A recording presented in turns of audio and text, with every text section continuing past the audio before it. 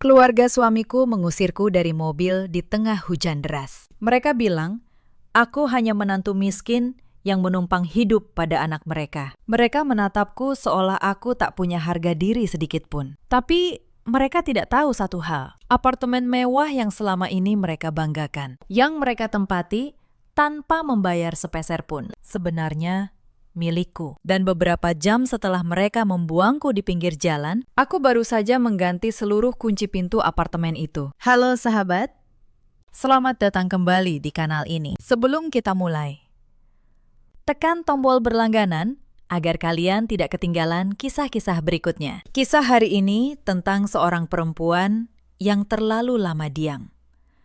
Sampai akhirnya ia memilih bicara. Mari kita mulai. Namaku Nadira. Nadira Pramesti. Seharusnya nama itu berarti berharga. Tapi selama 5 tahun terakhir, aku merasa seperti barang rongsokan. Disimpan bukan karena nilainya, hanya karena masih bisa dipakai. Aku 32 tahun. Dulu aku bekerja sebagai staf admin di sebuah perusahaan properti di kawasan Sudirman. Bukan jabatan besar, tapi cukup untuk membuatku mandiri sampai aku menikah dengan Arga. Dan perlahan-lahan semua yang kumiliki seperti menguap. Pagi itu udara bulan Januari di Jakarta sedang dingin-dinginnya, menusuk sampai ke tulang lewat celah jendela yang sedikit terbuka. Saat penghuni apartemen mewah ini masih meringkuk di balik selimut, aku sudah berdiri di dapur, bergelut dengan bau tajam bawang putih dan daging sapi mentah. Jari-jariku kaku karena dingin. Aku harus memotong puluhan kilogram daging,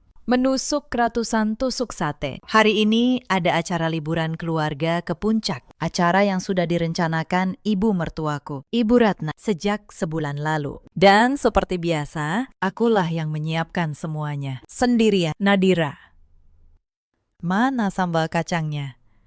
Jangan terlalu encer. Arga tidak suka. Suara melengking itu memecah pagi. Ibu Ratna muncul dengan daster sutra mahal. Daster yang ironisnya kubelikan dengan bonus tahunanku. Ia berdiri di ambang pintu dapur, bercacak pinggang. Sedang saya haluskan. Bu, jawabku pelan. Aku tidak berani menatap matanya. Di rumah ini, menatap mata Ibu Ratna dianggap sebagai bentuk pembangkangan. Aku sudah belajar itu sejak tahun pertama. Lambat sekali, gerutunya. Jam 7 kita harus berangkat. Kamu tahu sendiri, Ryan dan istrinya tidak suka menunggu. Ia berlalu, meninggalkan aroma parfum yang beradu dengan bau dapur. Aku melirik Arga, suamiku, yang baru masuk untuk mengambil air minum. Ia melihatku kerepotan. Ia melihat peluh di keningku. Tapi ia hanya diam. Tidak ada pelukan pagi. Tidak ada ucapan terima kasih. Ia menyesap airnya, menatap layar ponselnya dengan senyum tipis yang entah untuk siapa. Lalu pergi begitu saja. Kesabaranku selama 5 tahun ini ibarat sebuah bendungan. Setiap hinaan, setiap eksploitasi, setiap pengabaian adalah tetesan air yang terus tertampung. Pagi itu, bendungan itu terasa sangat penuh, hampir meluap. Aku belum tahu, malam itu juga ia akan jebol. Mari ku ceritakan dari awal. 5 tahun lalu, aku menikahi Arga karena cinta. Ia tampan, sopan, dan terlihat mapan. Keluarganya menyambutku dengan senyum. Saat itu aku belum tahu bahwa senyum itu punya harga. Bulan-bulan pertama pernikahan berjalan manis. Lalu, satu persatu, topeng mulai jatuh. Bisnis ayah Arga, yang katanya sukses besar, ternyata sudah lama bangkrut. Apartemen tempat kami tinggal, yang katanya warisan keluarga, ternyata hanya cerita. Mereka tinggal di sana karena, dan ini bagian yang nanti akan penting, karena akulah yang membayarnya. Tapi waktu itu aku tidak mengerti seluruhnya. Aku hanya tahu satu hal. Setiap bulan, gajiku habis untuk kebutuhan rumah, belanja, listrik, tagihan. Semua mengalir keluar dari rekeningku. Arga bilang ia sedang merintis bisnis bersama adiknya, Ryan. Ia bilang, ini sementara. Aku percaya. Ada satu momen yang seharusnya membuatku sadar lebih awal. Tahun kedua pernikahan. Arga datang dengan wajah memelas. Katanya bisnis Ryan butuh tambahan modal mendesak. 50 juta. Aku tidak punya uang tunai sebanyak itu. Maka, dengan berat hati, aku menjual perhiasan emas pemberian almarhumah ibuku. Gelang, kalung, cincin. Semua yang kupunya sebagai kenangan terakhir darinya. Arga berjanji akan menggantinya begitu bisnis lancar. Bisnis itu tidak pernah lancar. Perhiasan itu tidak pernah kembali. Dan aku, demi menjaga keutuhan rumah tangga, memilih melupakannya. Saat itu, aku tidak tahu suatu hari nanti, akulah yang akan membuat mereka membayar lunas semuanya. Aku selalu percaya, itulah kesalahan terbesarku. Setahun setelah menikah, Ibu Ratna pindah ke apartemen kami. Katanya hanya menemani sementara. Tapi sementara itu tidak pernah berakhir. Lalu Ryan datang. Lalu istri Ryan. Satu persatu. Apartemen yang kukira rumahku berubah menjadi rumah mereka. Dan aku berubah menjadi pelayan di dalamnya. Aku berhenti bekerja karena Ibu Ratna bilang, istri yang baik harus mengurus rumah. Aku menurut. Aku tidak tahu bahwa dengan berhenti, aku menyerahkan satu-satunya senjata yang kupunya. Kemandirian. Pernah, di tahun ketiga, aku mencoba mengambil kembali kendali atas keuanganku sendiri. Aku bilang pada Arga bahwa aku ingin kembali bekerja, paruh waktu saja, agar punya penghasilan sendiri. Reaksi keluarganya seperti aku mengusulkan sesuatu yang memalukan. Ibu Ratna langsung naik pitam. Untuk apa? Apa kamu pikir kami tidak bisa menghidupimu? Nanti orang mengira keluarga ini tidak mampu. Padahal, ironisnya, akulah yang menghidupi mereka. Arga, seperti biasa, berpihak pada ibunya. Sudah, Nadira, tidak usah cari masalah. Di rumah saja. Saat itu, aku mundur, tapi diam-diam. Aku mulai menyisihkan sedikit demi sedikit dari uang belanja. Menyimpannya di rekening terpisah yang tidak mereka ketahui. Receh demi receh. Itulah benih pertama dari kebebasanku. Meski saat itu, aku sendiri belum menyadarinya. Hari-hari berikutnya berjalan seperti mesin yang rusak,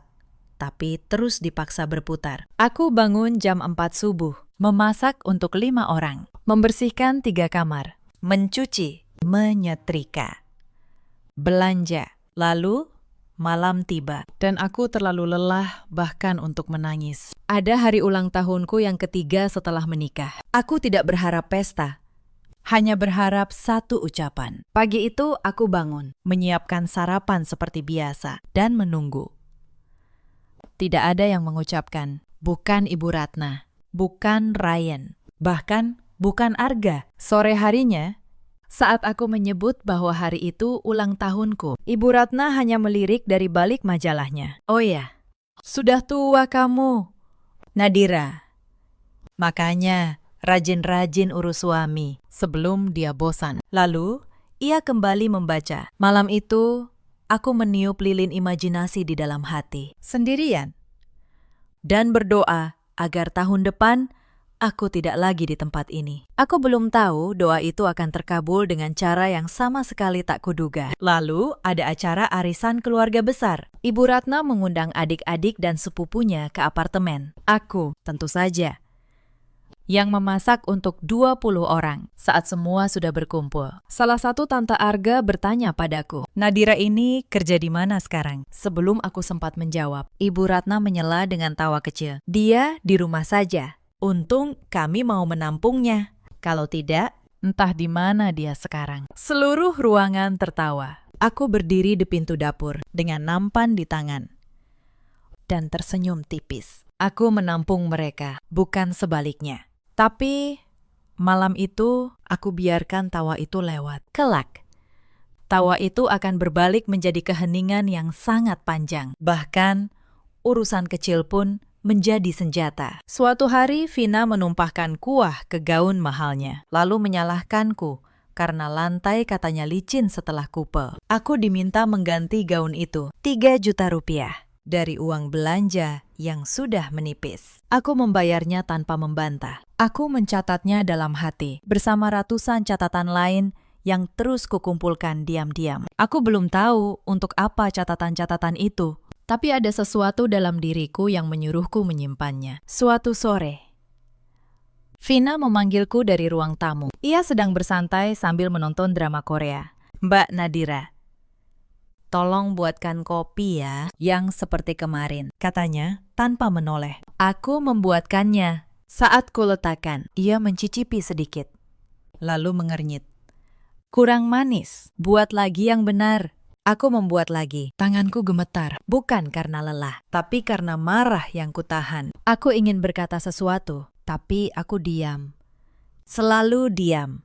Ada satu peristiwa lagi yang masih membekas. Suatu malam, Arga mengundang rekan-rekan kerjanya untuk makan malam di apartemen. Aku memasak selama berjam-jam, menyiapkan meja seperti restoran. Saat para tamu memuji masakannya, Arga tersenyum bangga dan berkata, "Iya, istri saya memang pandai mengurus rumah. Untung saya menikahinya." Seharusnya itu pujian, tapi dari nada bicaranya, aku tahu.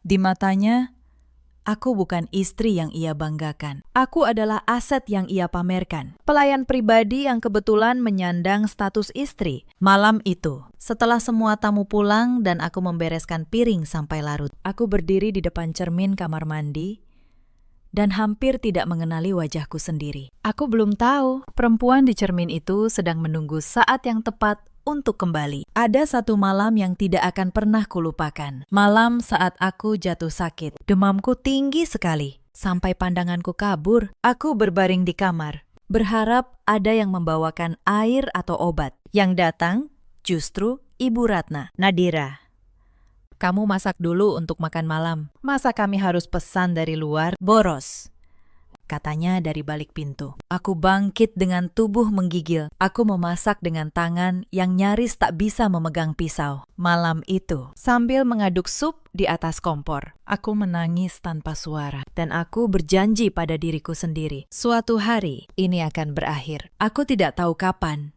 Aku hanya tahu bahwa aku tidak akan begini selamanya. Pernah suatu kali, sahabat lamaku dari kantor dulu, namanya Mira, mengajakku bertemu, hanya untuk minum kopi dan bercerita. Aku sudah berdandan, sudah siap di depan pintu, tapi Ibu Ratna mencegatku. "Mau kemana? Istri yang baik tidak keluyuran. Apa kata orang nanti?" Aku mencoba menjelaskan bahwa hanya sebentar, tapi Arga yang saat itu ada di sana hanya berkata, "Sudah, turuti ibu saja." Aku membatalkan janji itu lewat pesan singkat, dengan tangan yang menahan tangis. Perlahan, satu persatu, mereka memutus hubunganku dengan dunia luar, sampai aku merasa tidak punya siapa-siapa selain mereka. Aku belum sadar, itu memang yang mereka inginkan. Membuatku merasa tak punya tempat lain untuk pergi. Bahkan ponselku pun tidak benar-benar milikku. Ibu Ratna punya kebiasaan memeriksa pesan-pesanku. Katanya, untuk memastikan aku tidak macam-macam. Suatu kali, ia menemukan pesan dari Mira yang menanyakan kabarku. Ia menghapusnya, lalu menasihatiku panjang lebar tentang kesetiaan. Ironisnya, di rumah yang sama, anaknya sendiri sedang menyimpan rahasia jauh lebih besar. Tapi waktu itu, aku belum tahu nama Sally. Aku hanya tahu bahwa di rumah ini, akulah satu-satunya yang selalu diawasi. Yang paling menyakitkan, bukan Ibu Ratna, bukan Ryan, bukan Vina. Yang paling menyakitkan adalah Arga, suamiku, lelaki yang berjanji melindungiku. Tapi setiap kali keluarganya menghinaku, ia memilih menunduk. Diameter, atau lebih buruk, ikut tertawa. Sudah beberapa bulan terakhir, ada yang berubah pada Arga. Ia lebih sering pulang larut. Ponselnya selalu dalam mode senyap, dan ia membawanya kemanapun, bahkan ke kamar mandi. Suatu malam, ponsel itu bergetar di meja saat ia tertidur. Sebuah nama muncul di layar. Sally. Aku tidak membukanya. Saat itu, aku terlalu lelah, terlalu hampa untuk berpikir buruk. Aku hanya menutupinya dengan selimut dan berbalik tidur. Aku belum tahu nama itu kelak akan menjadi salah satu kunci yang membuka segalanya. Kadang, kebenaran datang perlahan, mengetuk pintu beberapa kali sebelum akhirnya kita berani membukanya. Lalu ada malam-malam saat aku dibangunkan pukul 2 dini hari. Hanya karena Ryan pulang lapar dan ingin makan hangat. Ibu Ratna mengetuk pintu kamarku tanpa ragu. Nadira, bangun. Adikmu lapar, buatkan sesuatu. Aku bangkit dengan mata setengah terpejam, memasak nasi goreng di tengah malam. Sementara Ryan duduk menunggu sambil bermain ponsel, tanpa sedikit pun rasa sungkan. Setelah ia selesai makan dan meninggalkan piring kotor begitu saja, aku mencucinya. Lalu kembali ke kamar dengan tubuh yang lelah luar biasa. Arga di sampingku, tidur nyenyak seolah tidak ada apa-apa. Malam itu, aku menatap langit-langit kamar dan berkata pada diriku sendiri, ini tidak bisa terus begini. Aku belum tahu kapan akhirnya tiba. Tapi aku tahu akhir itu pasti datang. Pernah sekali aku memberanikan diri bicara padanya. Malam itu kami berdua di kamar. Mas, aku capek. Aku merasa seperti pembantu di rumah ini sendiri, kataku pelan. Arga menghela napas, seolah aku membebani. Nadira, mereka keluargaku. Sabar sedikit. Lagi pula, kamu memang tinggal di sini gratis. Wajar kan kalau bantu-bantu tinggal gratis. Kata-kata itu menusuk lebih dalam dari apapun. Saat itu, aku belum tahu betapa salahnya ia. Saat itu, aku hanya menelan luka itu dan berbalik membelakanginya. Lebaran tahun lalu adalah puncak dari semua eksploitasi itu. Seluruh keluarga besar Arga datang, hampir 20 orang, dan menginap di apartemen selama 10 hari. Aku bangun sebelum subuh, memasak opor ayam, rendang, dan ketupat untuk pasukan sebanyak itu. Aku mencuci tumpukan piring yang tak ada habisnya. Aku membersihkan kamar tamu yang mereka tinggalkan berantakan setiap pagi. Tidak ada yang membantu. Tidak ada yang berterima kasih. Saat tiba waktu pembagian THR untuk keponakan-keponakan, Ibu Ratna mengeluarkan amplop dari uang yang lagi-lagi kuambil dari tabunganku atas permintaan Arga. Dan saat seorang kerabat memujiku karena masakan yang enak, Ibu Ratna cepat-cepat menyahut. Memang sudah tugasnya, untung ada yang mau dia kerjakan. Malam takbiran, saat semua orang bahagia. Aku duduk sendirian di dapur yang penuh piring kotor, mendengar gema takbir dari masjid, dan bertanya pada diriku sendiri, sampai kapan aku akan begini? Aku belum tahu jawabannya.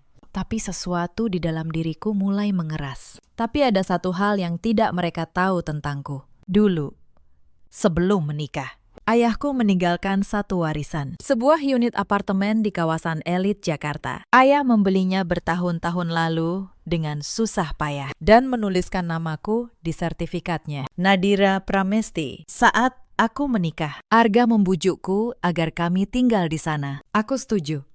Lalu, entah bagaimana di hadapan keluarganya, cerita berubah. Apartemen itu menjadi milik kantor ayah Arga dulu, menjadi warisan keluarga Arga. Aku, demi menjaga keharmonisan, diam saja. Aku biarkan mereka percaya. Aku biarkan mereka tinggal. Dan setiap bulan, akulah yang membayar iuran pengelolaan, listrik, dan air dari sisa-sisa tabunganku. Mereka menyebutku menumpang, padahal akulah pemilik atap di atas kepala mereka. Ironi itu, untuk waktu yang lama, hanya kusimpan sendiri. Kembali ke pagi bulan Januari itu, pukul 7 kurang, semua persiapan selesai. 10 wadah besar berisi daging siap bakar, nasi timbel, sambal, minuman yang sudah kudinginkan semalaman. Semua tertata rapi di bagasi mobil. Aku bergegas ke kamar, mengganti baju dengan tunik sederhana. Aku ingin sekali menghirup udara segar puncak, berharap sedikit oksigen di sana bisa mendinginkan kepalaku. Tapi saat aku menyeret koper kecil ke ruang tamu, langkahku terhenti. Ibu Ratna, Arga, Ryan, dan Vina sudah berdiri di depan pintu, menatapku. Mau kemana kamu, Nadira? Tanya Ibu Ratna dengan nada sinis. Ganti baju. Saya siap berangkat, jawabku. Berusaha tenang. Ibu Ratna tertawa. Sebuah tawa kering yang membuat bulu kuduku berdiri. Berangkat. Mobilnya sudah sempit, Nadira. Makanan yang kamu siapkan memakan banyak tempat. Belum lagi koper Rian dan perlengkapan Vina. Kamu di sini saja. Jantungku berdegup kencang. Tapi Bu, saya sudah menyiapkan semuanya sejak subuh. Justru karena itu, potongnya cepat. Karena kamu sudah di rumah, lebih baik bersihkan apartemen ini. Lihat. Dapur berantakan setelah kamu pakai. Aku berdiri membeku. 5 tahun aku menyiapkan acara mereka. Dan untuk acara yang kusiapkan sendiri, aku tidak diberi tempat. Tidak di mobil. Tidak dimanapun. Aku menatap Arga, memohon dengan mata. Satu kata saja dari mulutnya bisa mengubah segalanya. Tapi suamiku hanya menunduk, menatap ponselnya. Dan berkata pelan, "Sudahlah, Nadira. Turuti saja, Ibu." Saat itu, sesuatu di dalam dadaku patah, bukan dengan suara keras. Justru sangat tenang, seperti tali yang sudah terlalu lama tegang. Akhirnya, putus tanpa drama. Mereka pergi. Pintu apartemen tertutup. Aku berdiri sendirian di tengah ruang tamu yang berantakan, dikelilingi piring kotor dan sisa-sisa acara yang bukan untukku. Tapi malam itu, mereka tidak tahu satu hal. Hujan baru saja akan turun, dan bukan hanya di langit puncak. Aku tidak menangis. Aku justru merasa sangat jernih. Untuk pertama kalinya dalam 5 tahun, kepalaku terasa dingin dan tenang. Aku berjalan ke kamar, membuka laci paling bawah lemari, dan mengeluarkan sebuah map coklat yang sudah lama kusimpan. Di dalamnya ada sertifikat hak milik apartemen ini, atas nama Nadira Pramesti. Ada juga salinan rekening tabungan dan riwayat pembayaran yang selama ini kulakukan diam-diam. Setiap transfer iuran, setiap tagihan yang kulunasi, 5 tahun bukti hitam di atas putih. Selama ini aku diam karena takut menghancurkan rumah tangga. Tapi pagi ini aku sadar, rumah tangga itu sudah hancur sejak lama. Aku hanya orang terakhir yang menolak melihatnya. Aku duduk di sofa, mengambil ponselku, dan menelpon satu orang yang masih kupercaya. Pak Broto, pengacara senior yang dulu menangani warisan ayahku. Pak Broto, ini Nadira. Maaf mengganggu pagi-pagi. Saya butuh bantuan Bapak. Hari ini juga. Suara di seberang terdengar terkejut, lalu menenangkan. Tentu. Nadira, ceritakan. Ada apa?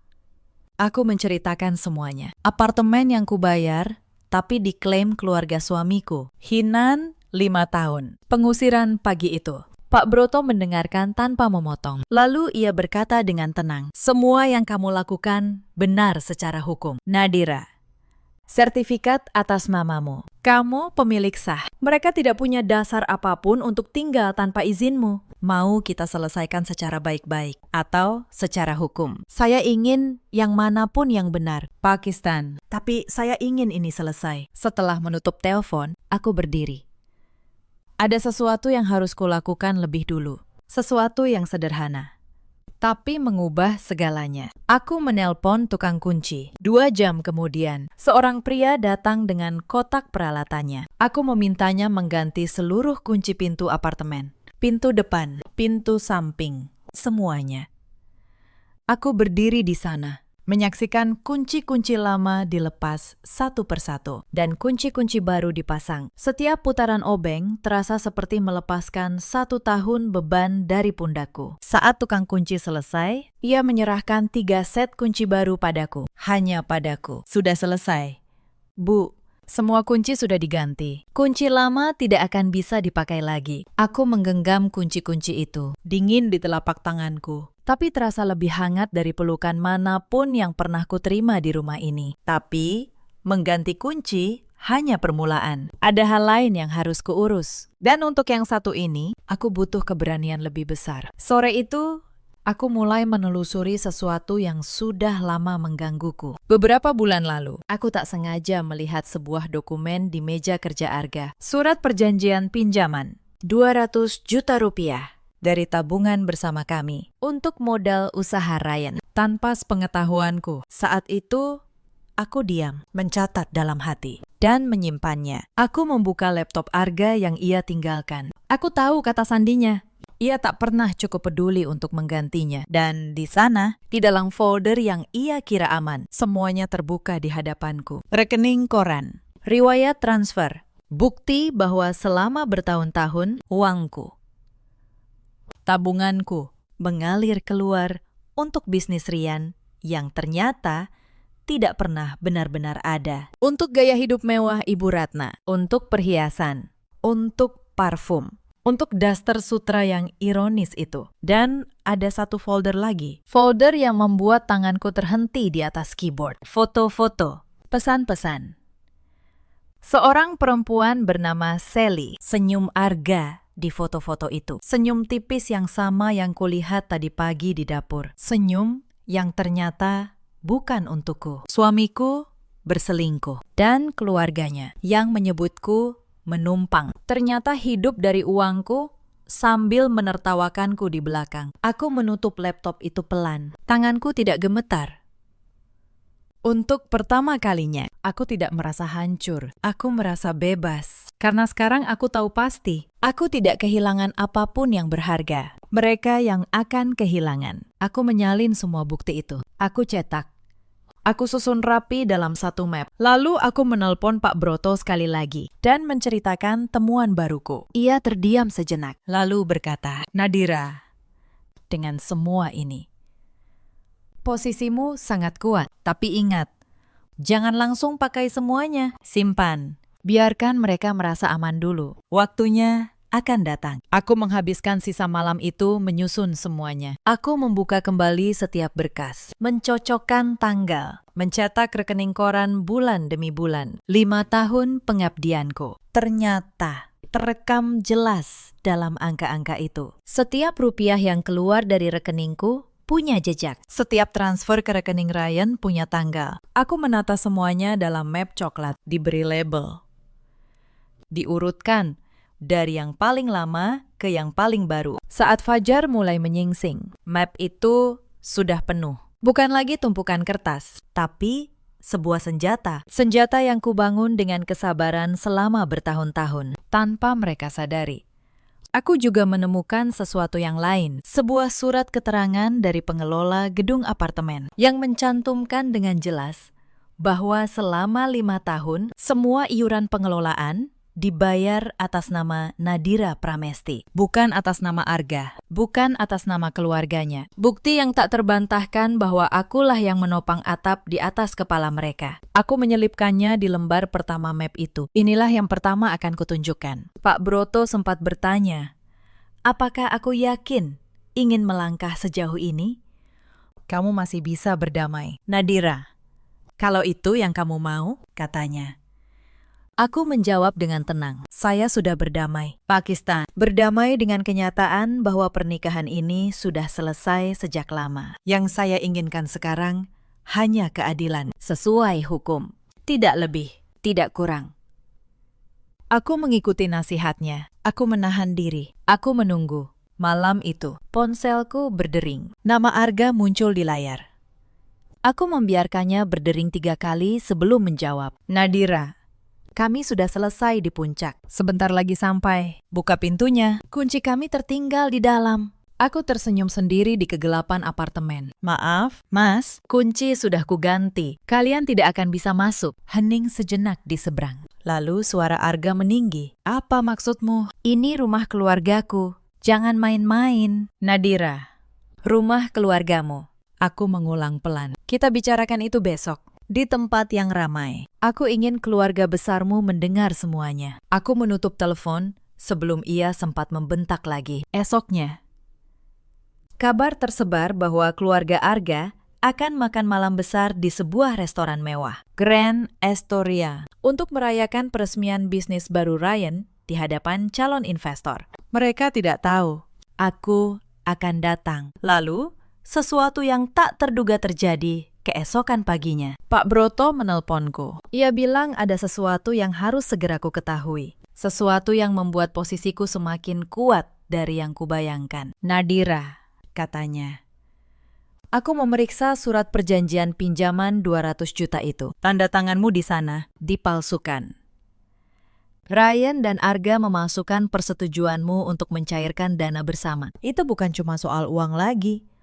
Itu pemalsuan dokumen. Aku terdiam.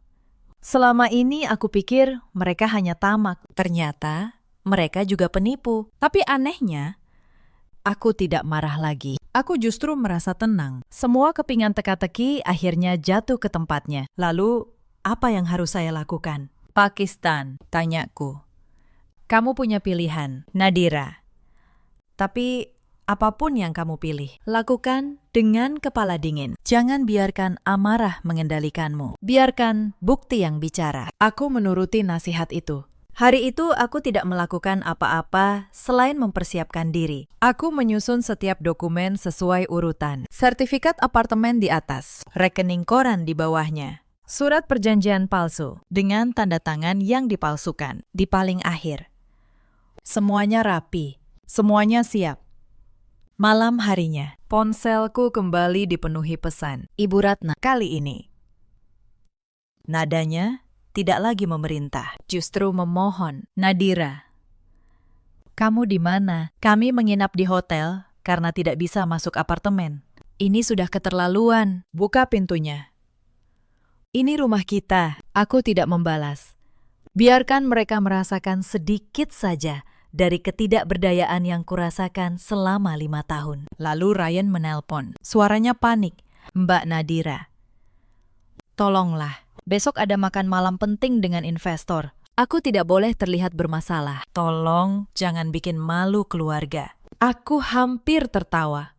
Selama bertahun-tahun mereka mempermalukanku tanpa pernah peduli. Dan sekarang yang mereka takutkan hanyalah rasa malu mereka sendiri. Tenang, Ryan, kataku akhirnya. Aku akan datang ke makan malam itu. Aku ingin sekali bertemu investor kalian. Aku bisa mendengar kelegaan palsu di suaranya. Ia kira aku akan membantu. Ia tidak tahu aku datang membawa kebenaran. Malam itu aku tidak bisa tidur. Bukan karena takut, tapi karena untuk pertama kalinya, aku menunggu hari esok dengan harapan, bukan dengan kengerian. Aku menghabiskan malam itu memikirkan banyak hal. Tentang gadis bernama Nadira 5 tahun lalu, yang menikah dengan penuh harapan, yang percaya bahwa cinta cukup untuk menanggung segalanya. Aku ingin mengatakan padanya bahwa ia tidak salah karena mencintai.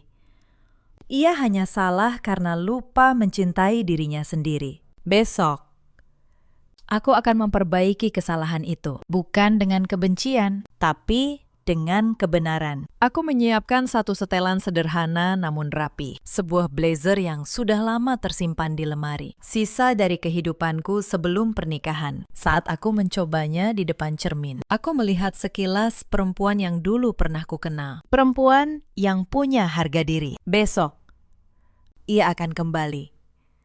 Pukul 7 malam, aku tiba di Grand Astoria. Dari kejauhan, di meja bundar paling tengah, aku melihat mereka.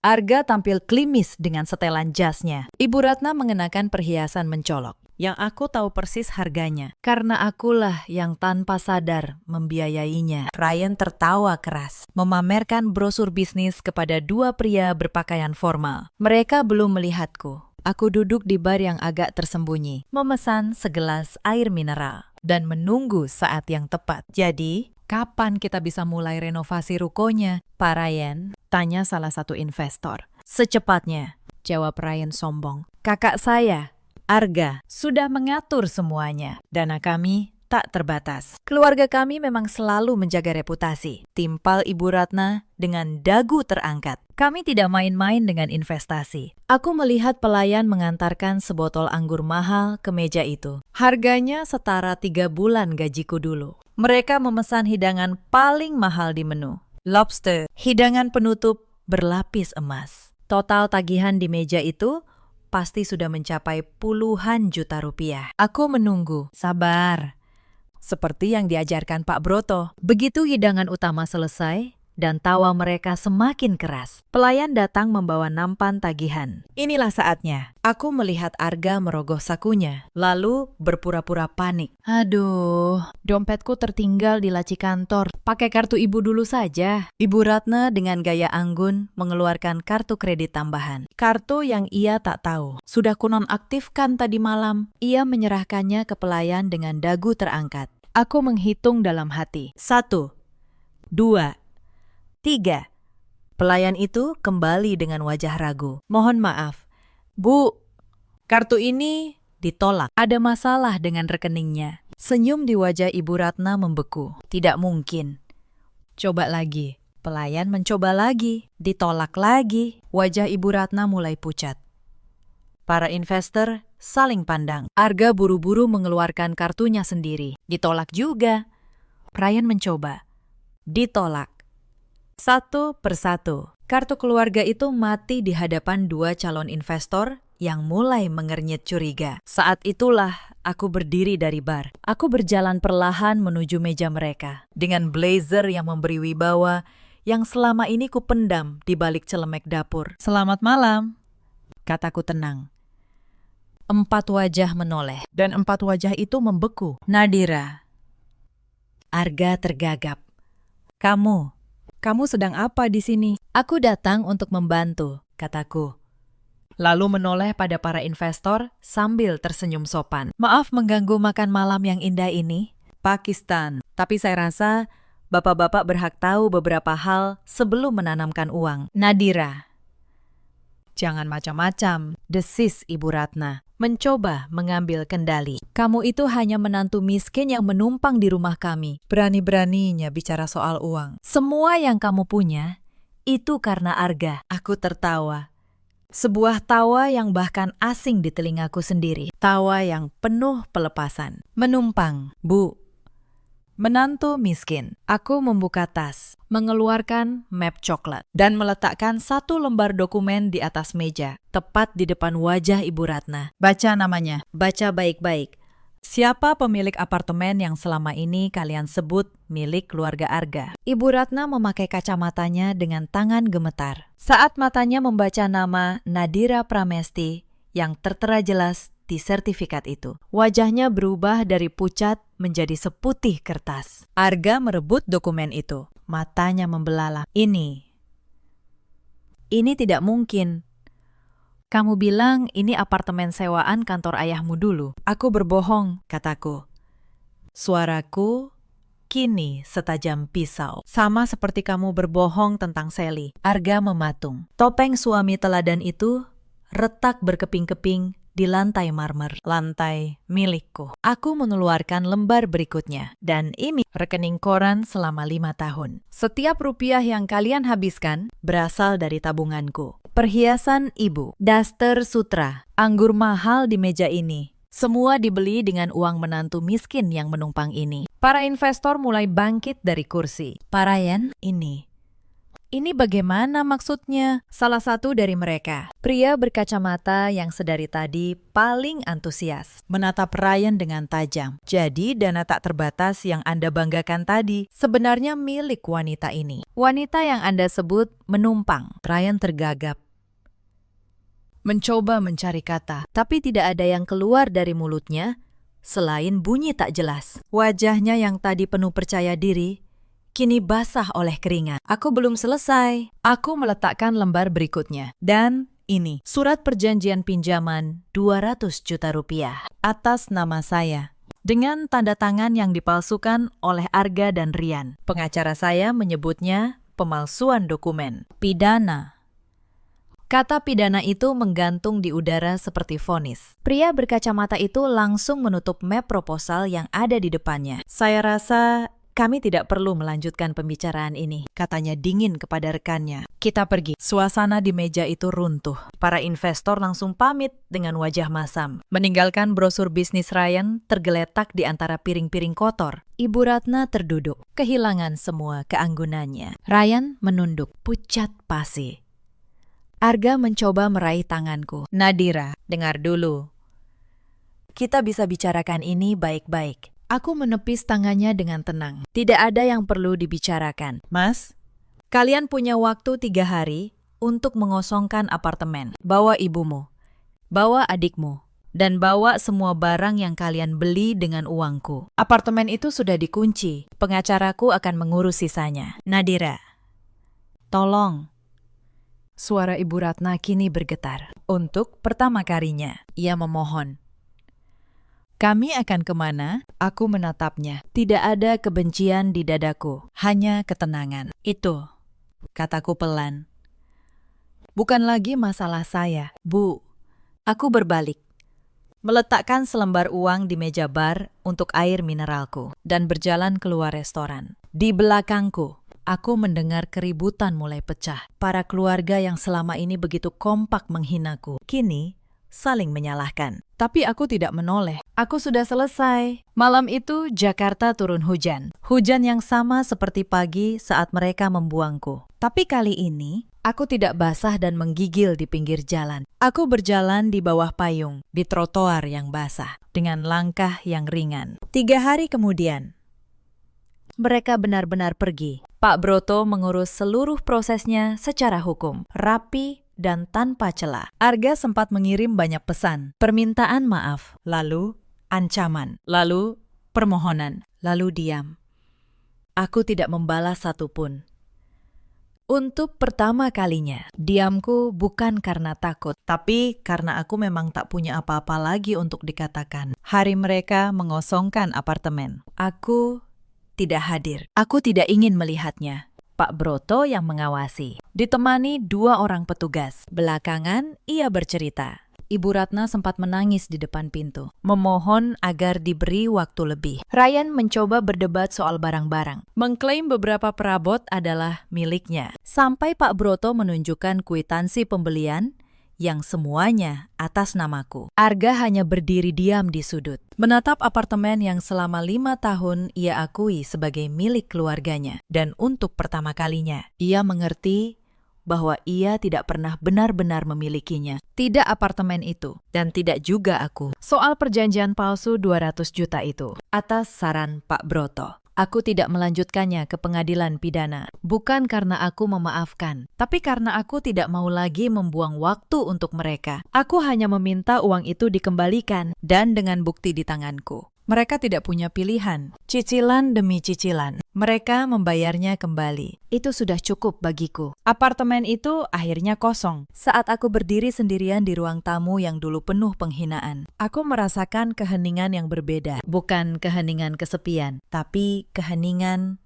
kedamaian. Aku tidak ingin tinggal di sana. Terlalu banyak kenangan pahit melekat di setiap dindingnya. Maka aku menjualnya dengan uang hasil penjualan, ditambah tabungan yang perlahan kukumpulkan kembali. Aku memutuskan untuk memulai sesuatu yang selama ini hanya berani kuimpikan. Aku membuka sebuah kafe kecil, kafe yang juga menjadi perpustakaan mini, tempat orang bisa datang, membaca, minum, kopi, dan merasa tenang.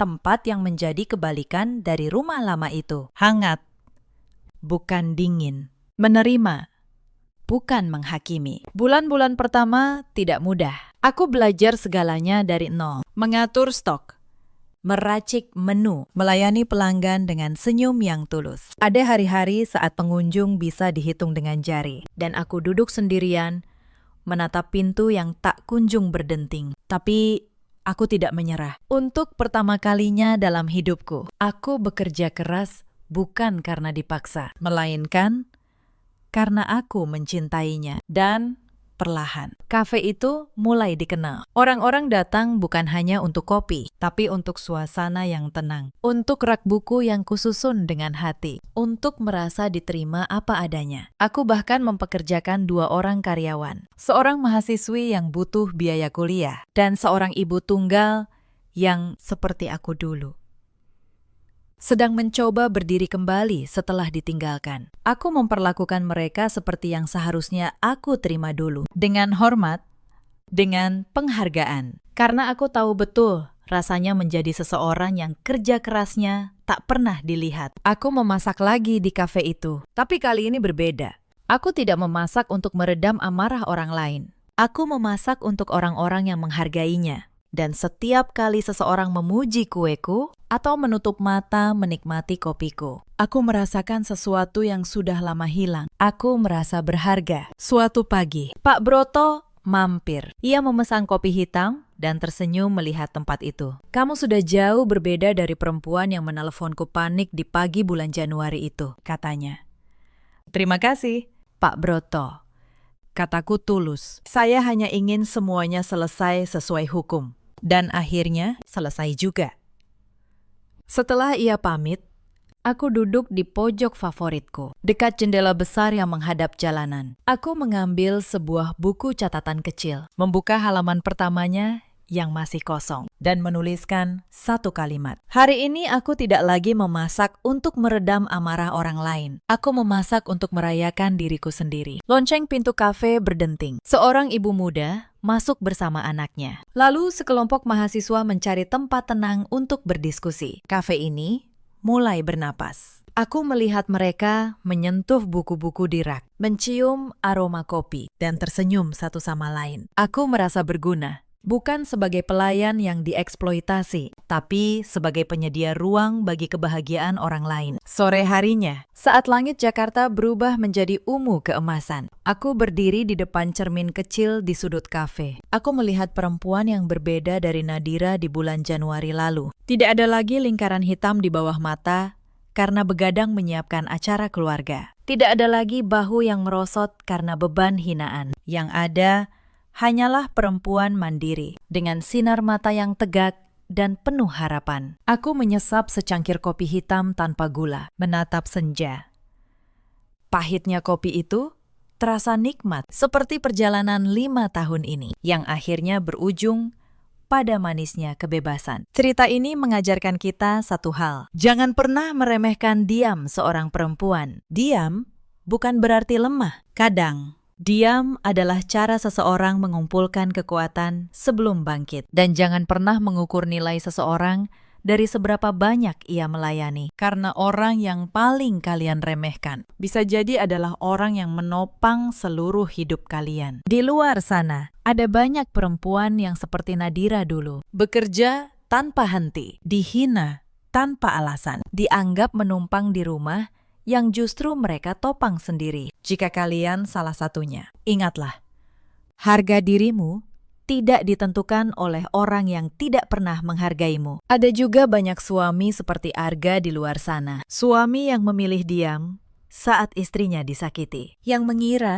kesabaran istrinya tak terbatas. Mereka lupa setiap kesabaran punya batas. Dan setiap pengkhianatan punya harga yang harus dibayar. Ada pula para ibu mertua seperti Ibu Ratna yang takut kehilangan kendali atas anaknya, lalu melampiaskannya pada menantu yang tak bersalah. Mereka tidak sadar dengan menghancurkan menantunya. Merekalah yang akhirnya kehilangan segalanya. Pada akhirnya, masing-masing dari mereka menuai apa yang mereka tanam. Keluarga yang dulu begitu sombong itu kini tercerai-berai. Hidup berpindah dari satu tempat sewaan ke tempat lain. Kabar terakhir yang kudengar, Ibu Ratna kini tinggal di sebuah rumah petak sempit di pinggiran kota. Jauh dari kemewahan yang dulu ia banggakan. Ryan kehilangan semua calon investornya setelah malam itu. Dan namanya tercoreng di kalangan bisnis. Dan Arga, lelaki yang dulu kupanggil suami, akhirnya hidup sendiri. Ditinggalkan oleh Sally begitu tahu sumber uangnya telah mengering. Mereka yang dulu mengusirku di tengah hujan, kini sedang berteduh di bawah atap yang jauh lebih kecil dari yang pernah mereka miliki. Sementara Nadira, perempuan yang mereka buang di tengah hujan, kini berdiri tegak di rumahnya sendiri. Masa lalu bersama Arga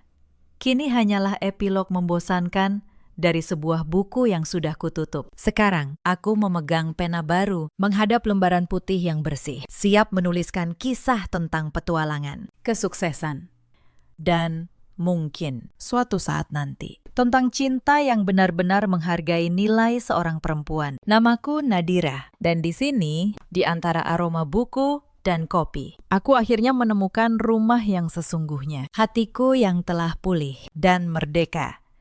Dalam hidup, kita selalu punya pilihan. Tetap diam dan menerima, atau bangkit dan memilih diri sendiri. Bagaimana dengan kalian? Pernahkah kalian berada di posisi Nadira? Ceritakan kisah kalian di kolom komentar. Terima kasih sudah menemani sampai akhir. Sampai jumpa di kisah berikutnya. Pagi ini saya berdiri di depan 30 orang di ruang rapat utama. Menatap wajah pucat suami saya yang gemetar, memegang gelas kopinya. Dia tidak tahu satu hal. Perempuan yang dia sebut istri kusam, yang katanya tidak bisa apa-apa, sekarang memegang seluruh angka yang bisa menghancurkan dia dalam 1 lembar laporan. 10 tahun dia meremehkan saya. 10 tahun dia mengira saya buta terhadap uang. Pagi ini, saya akan tunjukkan padanya bahwa angka tidak pernah berbohong.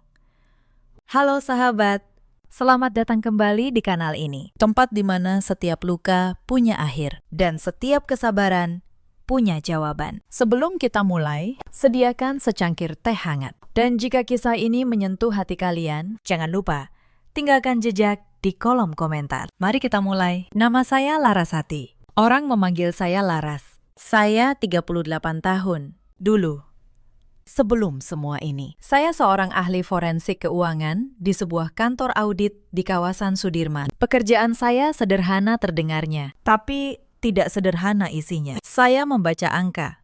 Saya mencari kebohongan yang disembunyikan di balik laporan keuangan yang rapi. Setiap rupiah yang berusaha bersembunyi selalu meninggalkan jejak. Itu prinsip yang saya pegang sejak muda. Angka tidak pernah berbohong. Orang yang berbohong. 10 tahun lalu, saya menikah dengan Galih. Waktu itu dia masih staf proyek biasa di sebuah perusahaan konstruksi kecil. Gajinya pas-pasan. Saya yang waktu itu punya karir bagus, memilih mundur perlahan. Anak kami lahir, namanya Bilal. Dan seperti banyak perempuan lain, saya menyimpan karir saya di laci. Bukan karena dipaksa, saya pikir itu pengorbanan yang wajar untuk keluarga. Saya mengurus rumah. Saya mengatur keuangan. Saya membesarkan Bilal. Sementara Galih perlahan naik dari staf menjadi koordinator, lalu menjadi manajer proyek di PT Cakra Konstruksi. Setiap kali dia naik,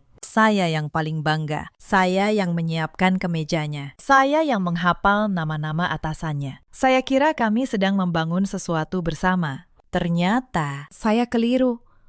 Rumah kami ada di kawasan Bintaro. Tidak mewah, tapi cukup. Hasil cicilan bertahun-tahun. Saya masih ingat betul, dulu kami menabung receh demi receh untuk uang mukanya. Galih sering bilang, rumah ini saksi perjuangan kita. Laras.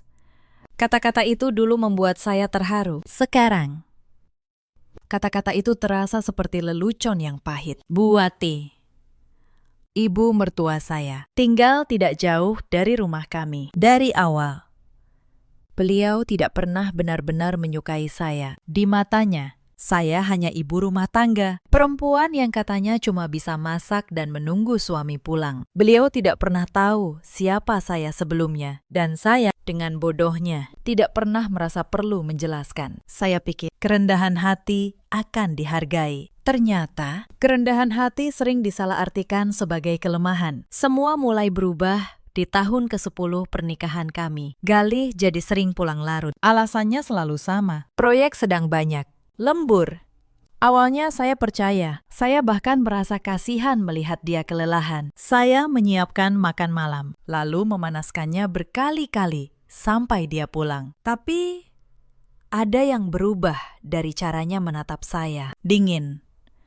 Seperti menatap perabot yang sudah usang. Malam itu, tanggal pernikahan kami yang ke-10. Saya memasak rendang kesukaannya. Saya pakai gaun yang sudah lama tidak saya sentuh. Saya menunggu di meja makan dengan 2 lilin kecil yang mulai meleleh. Pukul 9. Dia belum pulang. Pukul 10, saya menelpon. Tidak diangkat. Pukul 11, pintu terbuka. Galih masuk. Mengendurkan dasi, tanpa menatap saya. Saya bilang pelan, "Mas, ini hari jadi kita." Dia hanya melirik meja makan, lalu berkata datar, "Aku capek, Laras. Besok saja." Lalu, dia masuk kamar. Saya duduk sendiri di meja itu. Lilin padam satu persatu. Dan untuk pertama kalinya, saya mencium aroma parfum perempuan lain dari kemejanya. Bukan parfum saya. Malam itu saya tidak bisa tidur, tapi saya tidak menangis. Belum. Saya hanya berbaring, menatap langit-langit. Dan satu pertanyaan terus berputar. Sejak kapan suami saya berubah menjadi orang asing? Beberapa hari setelah malam itu, saya mulai memperhatikan. Bukan menyelidiki, hanya memperhatikan. Itu kebiasaan lama yang tidak pernah benar-benar hilang dari diri saya. Seorang ahli forensik tidak menuduh. Dia mengumpulkan. Galih meninggalkan ponselnya di meja saat mandi. Layarnya menyala. Sebuah pesan masuk dari kontak bernama Vania. Mas, transferannya sudah masuk ya? Makasih sayang. Satu kata itu menusuk lebih dalam dari pisau manapun. Sayang, Saya tidak menyentuh ponsel itu. saya hanya berdiri mengingat nama itu. Vania. Lalu, saya kembali ke dapur dan melanjutkan mencuci piring seolah tidak terjadi apa-apa. Tapi tangan saya gemetar di bawah air keran. Malam itu, setelah Galih tidur, saya duduk di ruang kerja kecil saya. Saya buka laptop lama saya dan saya lakukan apa yang paling saya kuasai. Saya buka catatan keuangan rumah tangga kami. Saya selalu menyimpan semuanya rapi. Setiap bulan, setiap mutasi. Itu bukan kecurigaan. Itu cuma kebiasaan orang yang seumur hidup bekerja dengan angka. Dan malam itu, angka-angka itu mulai bicara. Ada satu transfer keluar, 50 juta rupiah. Keterangannya kosong. Tujuannya sebuah rekening yang tidak saya kenal. Saya catat. Saya tidak bertanya. Belum. Karena saya tahu, satu pertanyaan yang keluar terlalu cepat hanya akan membuat orang yang berbohong jadi lebih hati-hati. Dan saya tidak mau dia hati-hati. Saya mau dia merasa aman. Esok paginya, saya menelepon ibu saya. Bu Sumarni, perempuan paling tenang yang saya kenal. Ibu, bisa datang. Saya butuh bicara. Ibu datang siang itu juga. Begitu melihat wajah saya, beliau langsung tahu. Saya ceritakan semuanya. Pesan itu, transfer itu, aroma parfum itu. Ibu mendengarkan tanpa memotong. Lalu, beliau berkata pelan, "Laras, kamu anak ibu yang paling teliti. Jangan ambil keputusan dari amarah. Ambil dari bukti." Saya menatap beliau. "Bukti itu pekerjaan saya seumur hidup." "Bu," jawab saya. Untuk pertama kalinya dalam beberapa hari, saya tersenyum tipis. Ibu menggenggam tangan saya. "Kalau begitu, kerjakan dengan kepala dingin, bukan dengan hati yang panas." Malam itu, sesuatu di dalam diri saya yang lama tertidur mulai bangun kembali. Minggu berikutnya, saya menemukan hal yang jauh lebih besar. Rekening tabungan bersama kami. Tabungan masa depan Bila sudah berkurang 800 juta rupiah. Saya membaca mutasinya 3 kali untuk memastikan saya tidak salah lihat. 800 juta keluar bertahap selama 6 bulan terakhir. Keterangannya tertulis modal usaha. Usaha apa? Galih, seorang manajer proyek. Dia tidak punya usaha. Saya duduk diam sangat lama malam itu. Bukan karena terkejut, tapi karena saya mulai melihat polanya. Uang yang keluar, nama perempuan itu, dan istilah modal usaha. 3 benang yang menuju ke satu simpul. Saya mulai menyimpan salinan. Setiap mutasi, saya cetak diam-diam di rumah teman. Setiap pesan yang sempat saya lihat, saya catat tanggalnya. Suatu malam, Galih lupa menutup laptopnya di ruang kerja. Saya tidak berniat membukanya. Tapi, sebuah folder terbuka di layar. Dan satu nama menarik perhatian saya. Sumber Mandiri. Saya berhenti sejenak. Di dalam folder itu, ada beberapa dokumen penawaran proyek. Semuanya dari vendor yang sama. Dengan harga yang bahkan untuk mata orang awam terlihat janggal. Saya tidak menyentuh apapun. Saya hanya mencatat nama itu di kepala saya. Sumber Mandiri. Lalu, saya menutup pintu ruang kerja itu pelan dan kembali ke dapur. Saat itu, saya belum tahu seberapa besar arti nama itu nantinya. Tapi naluri lama saya berbisik. Ini bukan kebetulan. Dan naluri seorang ahli forensik jarang sekali keliru. Hubungan kami di rumah semakin dingin setiap hari. Galih hampir tidak lagi bicara pada saya. Kami tidur di ranjang yang sama, tapi terasa seperti 2 orang asing yang berbagi atap. Saya tetap memasak. Dia tetap makan tanpa berterima kasih. Saya tetap menyiapkan kemejanya. Dia tetap pergi tanpa pamit. Suatu pagi, saya mencoba bicara baik-baik. "Mas, akhir-akhir ini kamu sibuk sekali. Semuanya baik-baik saja." Dia menatap saya sekilas.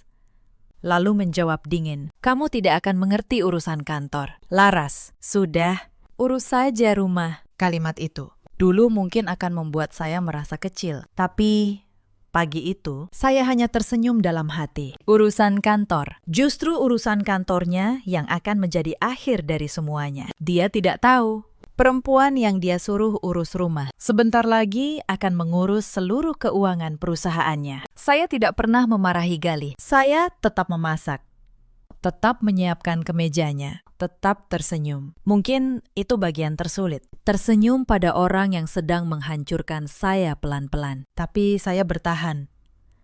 Karena saya tahu senyum itu adalah perisai terbaik saya. Selama Galih merasa saya tidak tahu apa-apa, dia akan terus ceroboh. Dan orang yang ceroboh selalu meninggalkan jejak. Suatu sore, Buati datang ke rumah tanpa memberi kabar. Beliau duduk di ruang tamu, memperhatikan rumah dengan tatapan menilai. "Laras," katanya, "kamu ini sudah berapa tahun jadi istri Galih?" "10 tahun, Bu," jawab saya.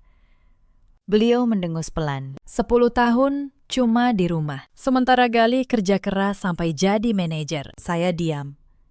"Kamu itu beruntung, Galih. Masih mau sama istri yang begini-begini saja." Lanjutnya, tanpa rasa bersalah. "Coba lihat dirimu.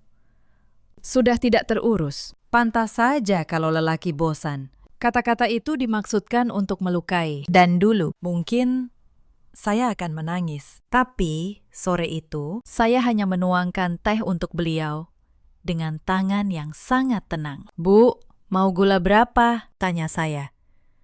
Beliau bingung melihat saya tidak bereaksi. Beliau tidak tahu bahwa di balik wajah tenang itu, saya sedang menghitung, bukan menghitung gula. Beberapa hari kemudian, saya melakukan langkah pertama yang serius. Saya menghubungi seorang teman lama dari dunia audit, Pak Rendra. Sekarang beliau menjabat di sebuah grup besar, Anandita Group, sebuah holding yang membawahi banyak anak perusahaan. Saya hanya ingin menanyakan satu hal, apakah masih ada ruang untuk seseorang seperti saya? Seseorang yang 10 tahun lalu meninggalkan meja kerjanya. Pak Rendra terdiam sejenak di telepon. Lalu beliau tertawa kecil. "Laras, kamu pikir kemampuan membaca angka itu bisa hilang? Itu bukan keterampilan, itu insting."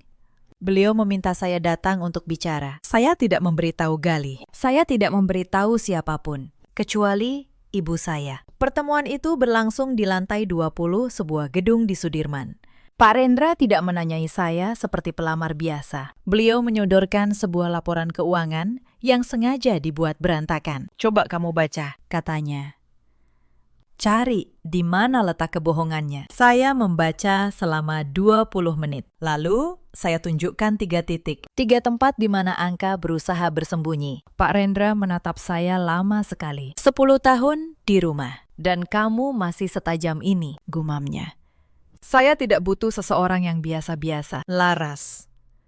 Saya butuh seseorang yang bisa melihat yang tak terlihat." Sebelum saya pulang, beliau berkata satu kalimat yang mengubah segalanya. Anandita Group sedang akan merestrukturisasi seluruh anak perusahaannya, termasuk yang baru kami akuisisi, PT Cakra Konstruksi. Saya menahan napas. Cakra Konstruksi, perusahaan tempat Galih bekerja. Saya pulang sore itu dengan jantung berdebar, bukan karena takut, tapi karena untuk pertama kalinya, saya melihat seluruh jalan terbentang di depan saya. Anandita Group baru saja mengakuisisi perusahaan suami saya, dan mereka membutuhkan seorang ahli forensik untuk mengaudit seluruh anak perusahaan, termasuk Cakra. Saya menatap tumpukan salinan mutasi rekening saya. 800 juta, modal usaha.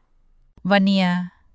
Lalu saya teringat istilah yang sering muncul di proyek konstruksi, markup anggaran, vendor, komisi. Dan saya mulai bertanya-tanya, bukan hanya uang rumah tangga kami yang Galih curi. Mungkin dia mencuri dari tempat yang jauh lebih besar. 2 minggu kemudian, kontrak itu resmi. Saya diangkat sebagai kepala tim audit forensik untuk restrukturisasi Anandita Group dengan satu syarat.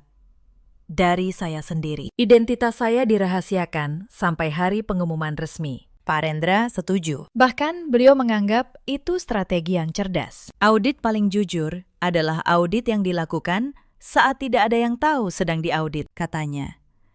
Saya mulai bekerja diam-diam. Saya berangkat pagi setelah Galih pergi. Saya pulang sebelum Galih tiba. Di rumah, saya tetap Laras, istri yang katanya tidak bisa apa-apa. Di kantor, Saya adalah orang yang memegang seluruh laporan keuangan Cakra Konstruksi di tangan saya. Hari ketiga bekerja. Laporan pertama Cakra masuk ke meja saya. Saya membacanya dengan teliti, baris demi baris. Dan di sanalah saya menemukannya. Sebuah pola yang sangat saya kenal. 3 proyek besar dalam 2 tahun terakhir. Setiap proyek punya satu vendor yang sama untuk pengadaan material. Namanya PT Sumber Mandiri Vania. Saya membaca nama itu. Dan dunia seakan berhenti sejenak. Vania. Nama yang sama dengan kontak di ponsel suami saya. Saya menggali lebih dalam. Saya minta tim menelusuri kepemilikan PT Sumber Mandiri Vania. Hasilnya keluar 2 hari kemudian. Vendor itu terdaftar atas nama seseorang bernama Pram. Dan Pram, setelah ditelusuri, adalah kakak kandung dari Vania, sekretaris di Cakra Konstruksi. Perempuan yang sama, yang mengirim pesan sayang ke suami saya. Semua benang akhirnya menyatu di depan mata saya. Galih menyetujui proyek. Vania menyiapkan vendor. Vendor itu milik kakak Vania. Dan harga material di vendor itu di markup 2-3 kali lipat dari harga pasar. Selisihnya dibagi-bagi. Uang itu sebagian mengalir ke rekening yang sama yang menerima 50 juta dari rekening rumah tangga kami. Mereka mencuri dari perusahaan dan mereka mencuri dari saya dengan cara yang sama persis. Saya duduk lama di ruang kerja saya yang baru malam itu. Di depan saya 2 tumpukan kertas. 1 tumpukan mutasi rekening rumah tangga saya. 1 tumpukan laporan audit Cakra Konstruksi. Dan keduanya menunjuk ke nama yang sama. Saya tidak merasa marah. Itu yang aneh. Saya hanya merasa sangat tenang. Seperti seorang dokter yang akhirnya menemukan letak penyakit. Sekarang saya tahu persis di mana lukanya. Dan saya tahu persis bagaimana cara mengangkatnya. Tapi saya belum selesai. Karena bukti yang kuat saja tidak cukup. Bukti harus disajikan di tempat yang tepat, di waktu yang tepat, di depan orang yang tepat. Dan saya, lebih dari siapapun, tahu cara menyajikan angka. Sementara saya menyusun semuanya. Galih di rumah mulai bertingkah lebih berani. Suatu malam, dia pulang membawa map. Laras, ada yang harus kamu tanda tangani, katanya. Saya menatap map itu.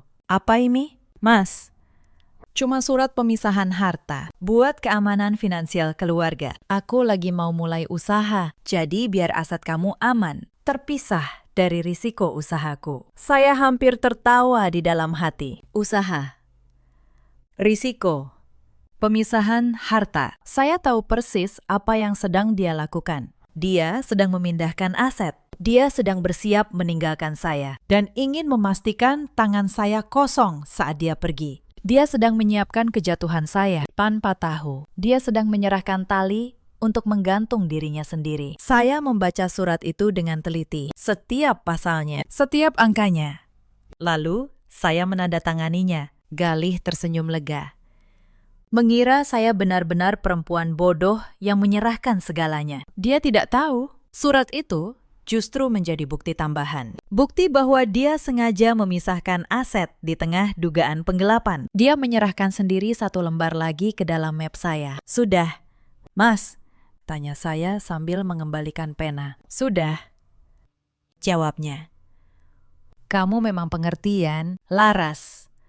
Saya tersenyum. Aku selalu mengerti. Mas, lebih dari yang kamu kira. Dia tidak menangkap maksud kalimat itu. Tapi malam itu, ia tak tahu bahwa hitungan mundur sudah dimulai. Hari-hari berikutnya, kepercayaan diri Galih semakin besar. Dia tidak lagi repot menyembunyikan ponselnya. Dia bahkan mulai pulang lebih larut, tanpa alasan.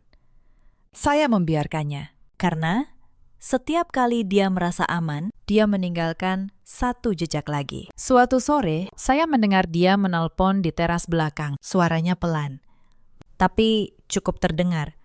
Sabar ya, Van. Bentar lagi semua beres. Begitu surat pisah harta jadi, aku bebas. Lalu, dia tertawa kecil. Laras.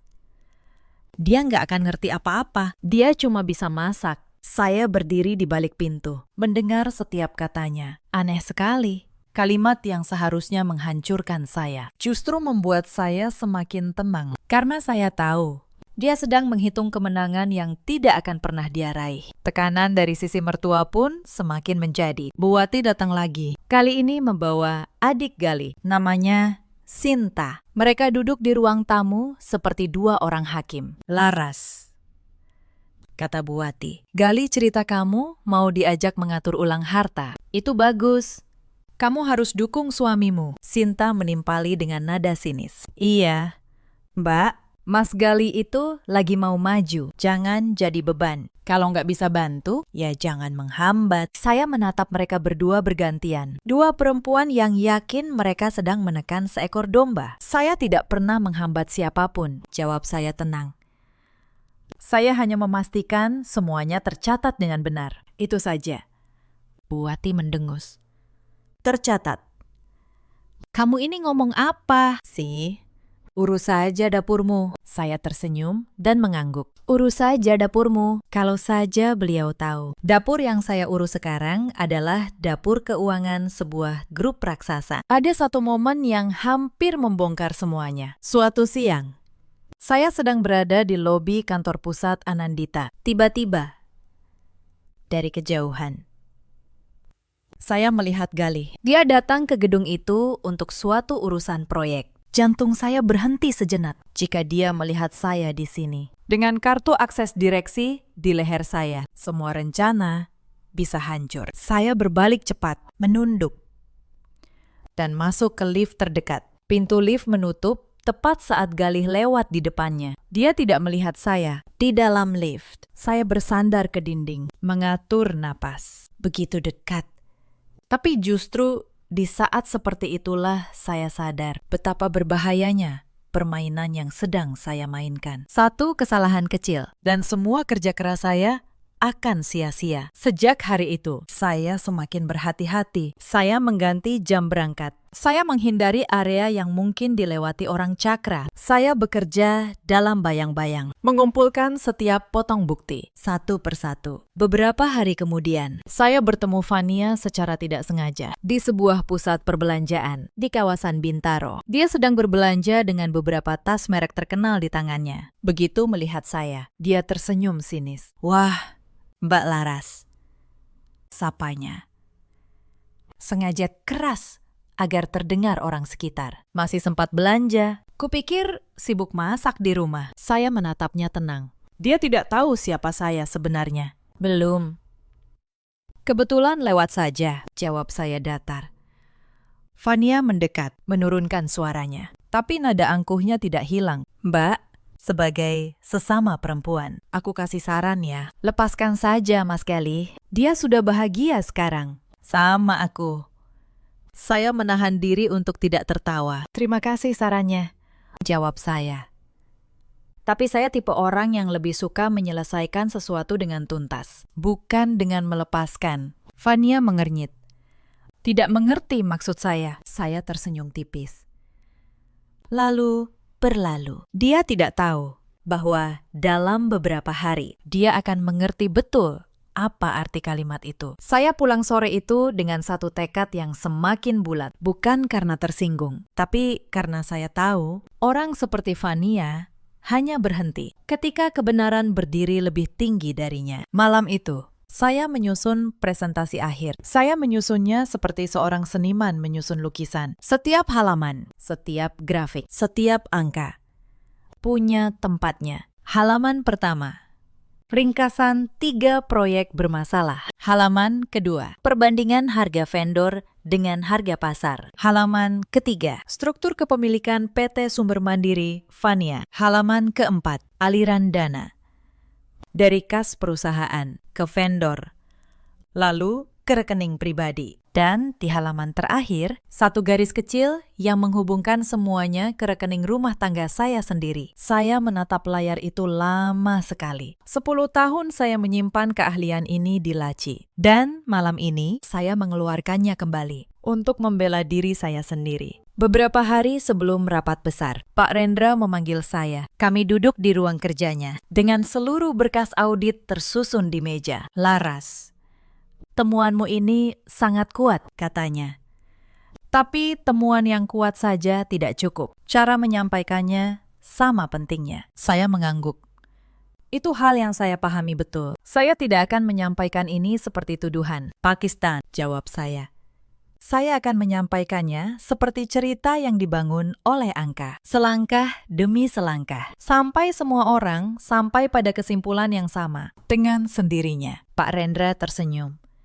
Itu sebabnya saya memilih kamu. Kamu tidak butuh berteriak. Angkamu yang berteriak. Kami membahas urutan presentasi sampai larut. Halaman mana dibuka lebih dulu? Kapan nama vendor disebut? Kapan aliran dana ditampilkan? Setiap detail diatur agar kebenaran tersingkap pada momen yang tepat. Lalu, Pak Rendra menatap saya dan bertanya lebih pelan. Laras, kamu yakin dengan ini? Salah satu yang akan jatuh adalah suamimu sendiri. Saya terdiam sejenak. Lalu saya menjawab dengan suara yang sangat tenang. Pakistan, saya tidak menjatuhkan suami saya. Dia yang menjatuhkan dirinya sendiri sejak lama. Saya hanya menunjukkan angkanya. Pak Rendra mengangguk pelan. Ada rasa hormat di matanya. Kalau begitu, kamu yang akan memimpin rapat restrukturisasi Cakra. Kamu yang akan memperkenalkan diri. Saya menarik napas panjang. Saya siap. Pakistan, malam sebelum hari itu, saya hampir tidak tidur. Tapi bukan karena gugup. Saya berdiri di depan cermin. Lama sekali. Memandang pantulan diri saya. Bukan lagi perempuan yang menunggu suami di meja makan dengan lilin yang meleleh. Bukan lagi istri yang katanya cuma bisa masak. Di depan saya, berdiri seorang perempuan yang akan menegakkan kebenaran dengan angka. Ibu saya datang pagi-pagi untuk memberi semangat. Beliau merapikan kerah blazer hitam saya. Ibu bangga sama kamu, Laras. Katanya pelan. Matanya berkaca-kaca. Tunjukkan pada mereka siapa kamu sebenarnya. Bukan untuk balas dendam, tapi untuk kebenaran. Saya memeluk beliau erat. Doakan saya, Bu. Selalu. Nak, selalu. Pagi itu, saya berangkat lebih awal. Saya masuk lewat pintu khusus direksi, agar tidak terlihat oleh pegawai biasa. Di ruang tunggu, Pak Arif, salah satu petinggi Anandita, sudah menunggu. Selamat pagi, Bu. Semua sudah siap. Para manajer dan kepala divisi Cakra sudah berkumpul di ruang rapat utama. Mereka tahu siapa yang akan hadir, tanya saya. Belum.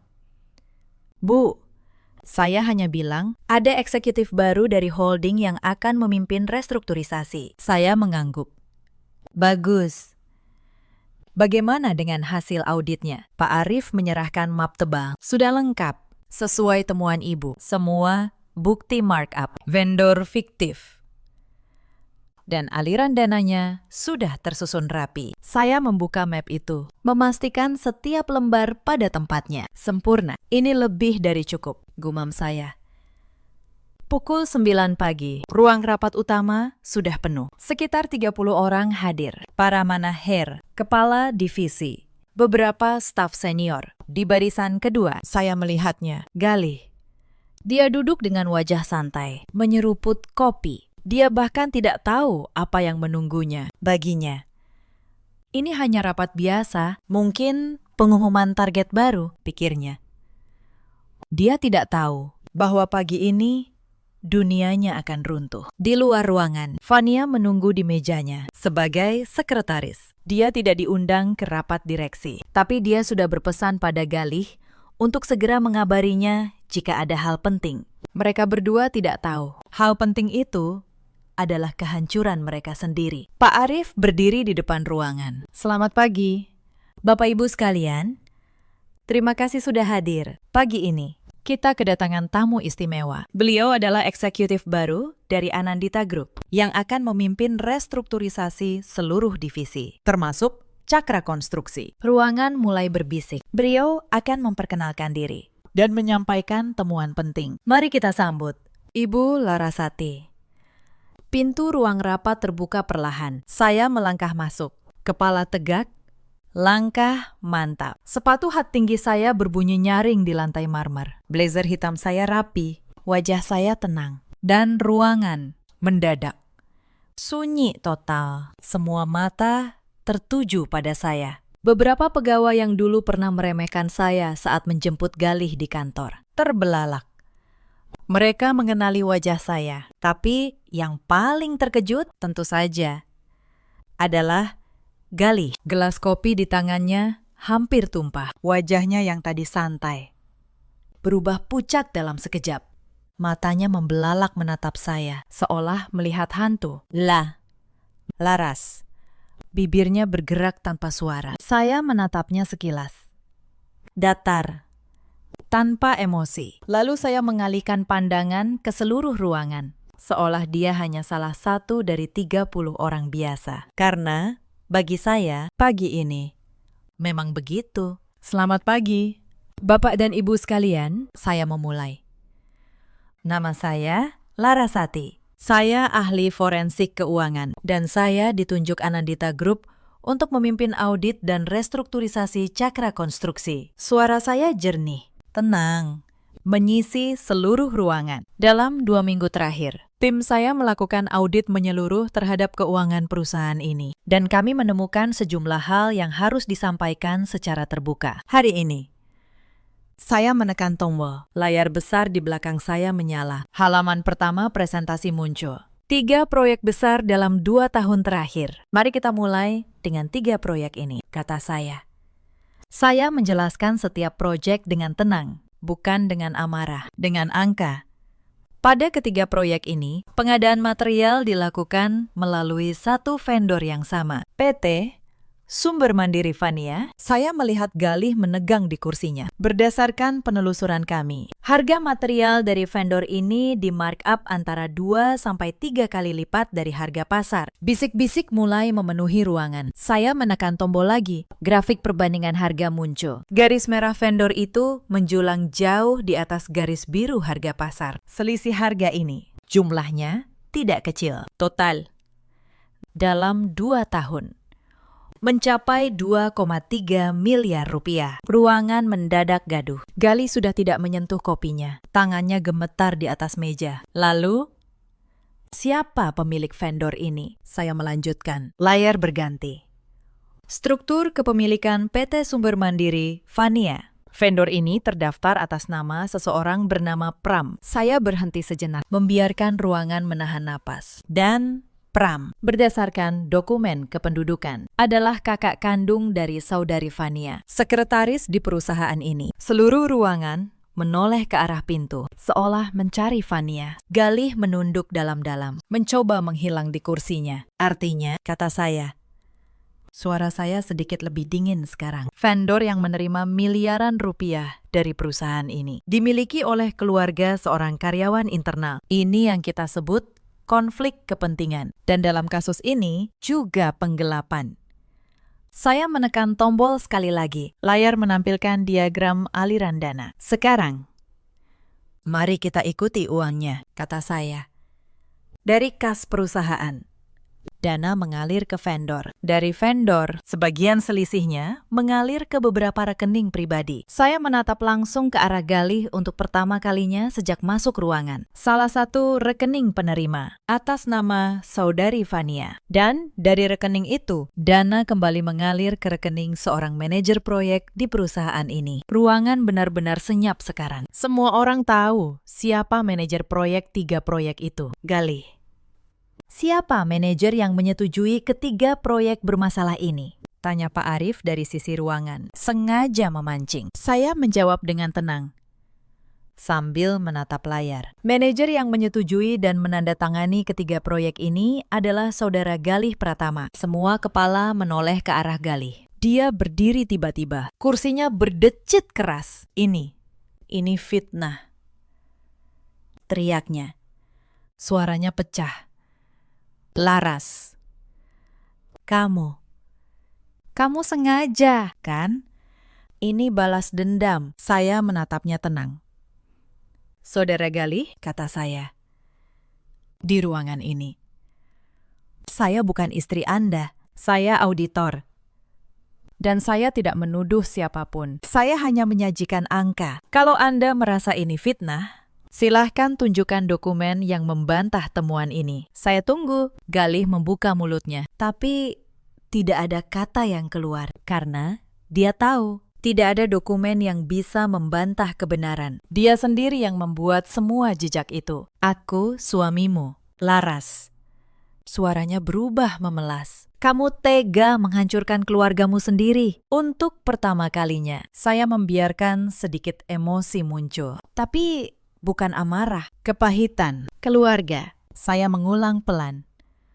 Anda bicara soal keluarga sambil memindahkan 800 juta rupiah dari tabungan masa depan anak kita ke rekening perempuan lain. Ruangan tersentak mendengar itu. Anda bicara soal keluarga. Sambil menyuruh saya menandatangani surat pisah harta agar saya pergi dengan tangan kosong. Gali membeku. Dia tidak menyangka saya tahu semuanya. Bahkan sejak awal, saya tahu sejak lama. Mas, kata saya pelan. Saya hanya menunggu sampai angka-angka itu bicara sendiri. Dan pagi ini mereka sudah bicara. Saat itulah pintu ruangan terbuka. Fania masuk dengan tergesa. Wajahnya panik. Dia pasti mendengar kegaduhan dari luar. Mas Gali, ada apa? Kalimatnya terhenti saat melihat saya berdiri di depan ruangan. Dan layar besar di belakang saya masih menampilkan namanya. PT Sumber Mandiri Fania. Wajahnya berubah pucat pasi. Saudari Fania, sapa saya tenang. Kebetulan sekali Anda datang. Kami baru saja membahas vendor milik kakak Anda. Fania menatap layar itu, lalu menatap Gali, lalu menatap saya. Dan dalam kepanikan, dia melakukan hal yang sering dilakukan orang yang terpojok. Dia mencoba menyelamatkan diri sendiri. Ini semua ide Mas Gali, teriaknya. Dia yang menyuruh saya buka vendor. Saya cuma nurut. Gali berbalik menatapnya, marah dan terhianati. Fania, apa yang kamu omongkan? Aku nggak mau masuk penjara sendirian. Mas, balas Fania histeris. Di depan 30 orang. 2 orang yang dulu bersekongkol, kini saling menyalahkan. Saya hanya berdiri diam, menyaksikan. Saya tidak perlu melakukan apa-apa lagi. Mereka sedang menghancurkan diri mereka sendiri. Dengan tangan mereka sendiri. Pak Arif menengahi. Cukup. Semua temuan ini akan diserahkan ke pihak berwenang dan Departemen Hukum. Saudara Galih dan Saudari Fania, kalian dibebas tugaskan efektif hari ini. Menunggu proses hukum. Galih bangkit dengan panik. Mencoba mendekati saya. Suaranya merendah jadi bisikan. Laras, kita bicara berdua saja. Jangan di sini. Ini bisa kita selesaikan secara keluarga. Saya menatapnya. Dan untuk pertama kalinya, saya tidak merasa apa-apa. Tidak benci, tidak sedih. Hanya kosong.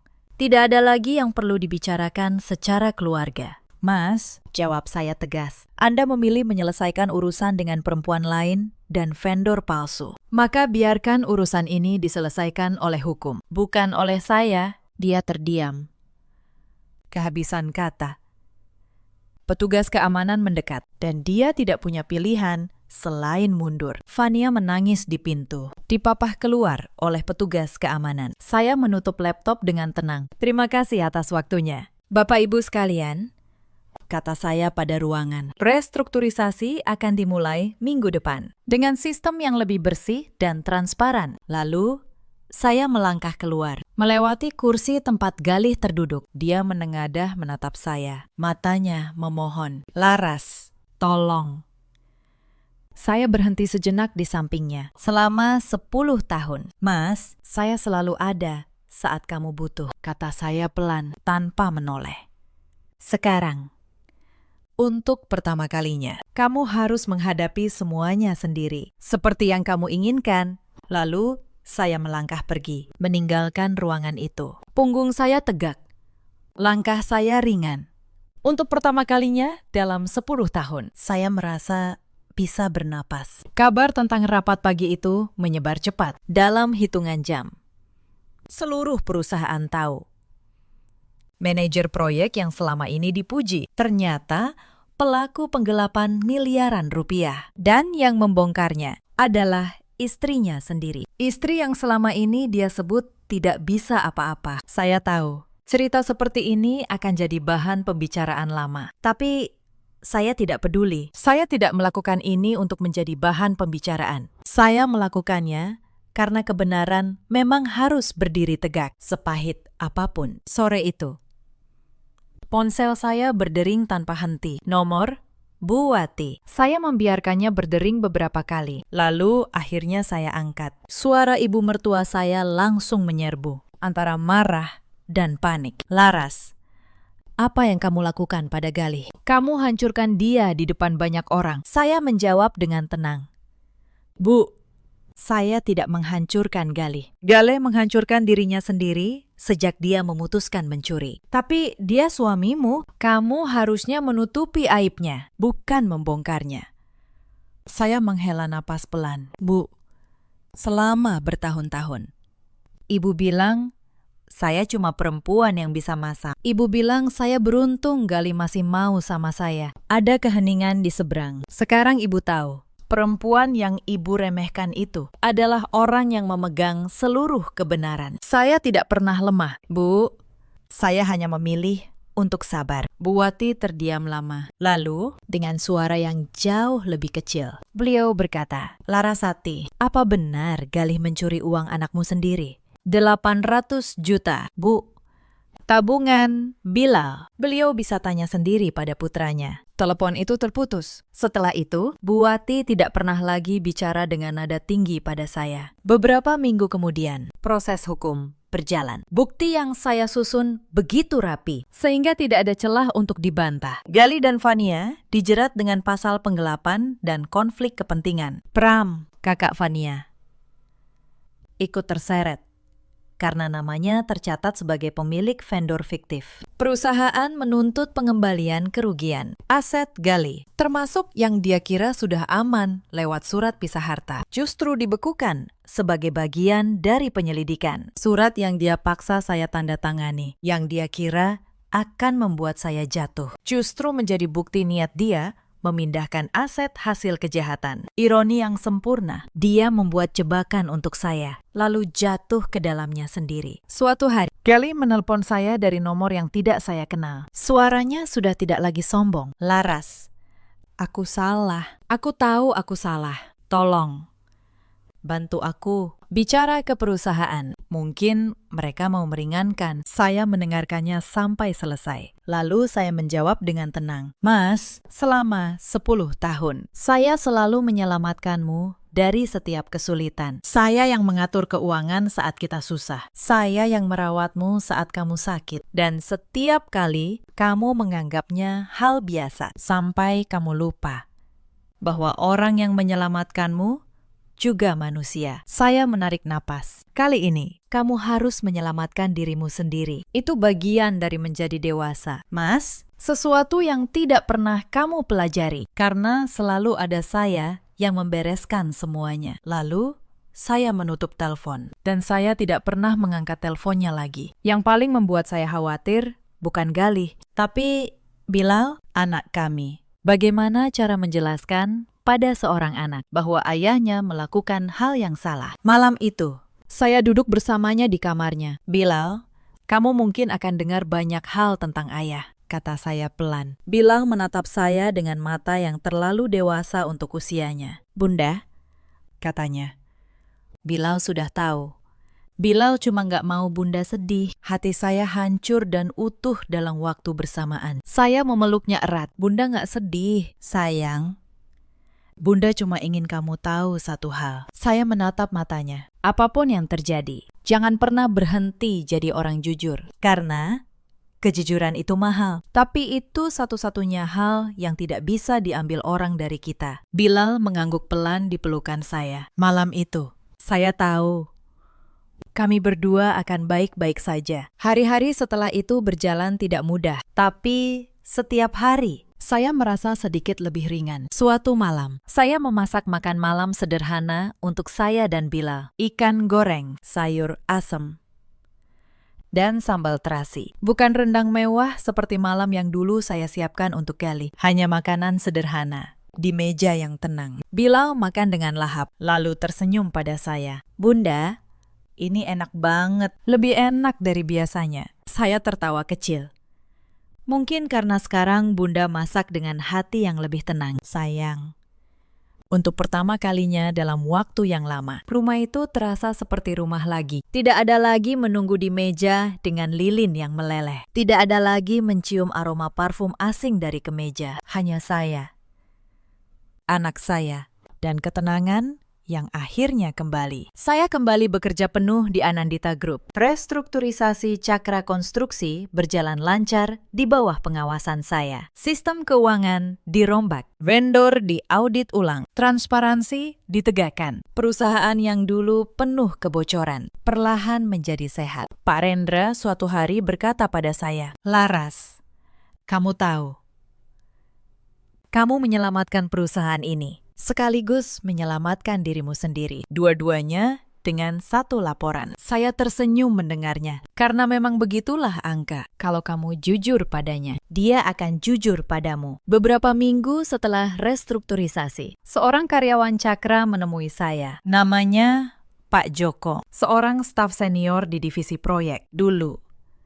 Dia pernah dipindah tugaskan ke posisi yang lebih rendah karena menolak menandatangani anggaran yang janggal. anggaran yang ternyata adalah bagian dari skema gali. Bu Laras, katanya dengan mata berkaca-kaca. Saya cuma mau bilang terima kasih. Dulu saya dianggap penghambat karena tidak mau ikut. Karir saya nyaris hancur. Sekarang kebenaran akhirnya berdiri. Dan orang-orang jujur seperti saya bisa bernapas lagi. Saya menggenggam tangannya. Pak Joko, yang Bapak lakukan dulu itu butuh keberanian. Saya hanya melanjutkan apa yang sudah Bapak mulai. Dia kembali ke posisinya yang lama Dengan nama baik yang dipulihkan. dan saat itu saya sadar kebenaran yang saya bongkar tidak hanya menjatuhkan yang bersalah. Ia juga mengangkat kembali mereka yang selama ini tertindas dalam diam. Itulah hal yang membuat semua perjuangan ini terasa berarti. Bu Wati datang ke rumah saya beberapa bulan kemudian. Kali ini beliau datang dengan kepala tertunduk. Tidak ada lagi nada menghakimi. Laras, Katanya pelan. Ibu datang untuk minta maaf. Saya mempersilakannya duduk dan menuangkan teh. Seperti biasa, ibu salah menilai kamu selama ini. Lanjutnya. Ibu pikir kamu lemah. Ternyata kamu perempuan paling kuat yang pernah ibu kenal. Saya menatap beliau dulu. Kata-kata ini mungkin akan sangat berarti bagi saya. Sekarang, saya hanya merasa damai. tidak apa-apa, Bu, jawab saya. Yang penting, sekarang kita semua belajar sesuatu. Beliau menggenggam tangan saya, dan untuk pertama kalinya, saya melihat air mata di matanya. Bila tetap punya neneknya, itu yang terpenting bagi saya. Setahun berlalu.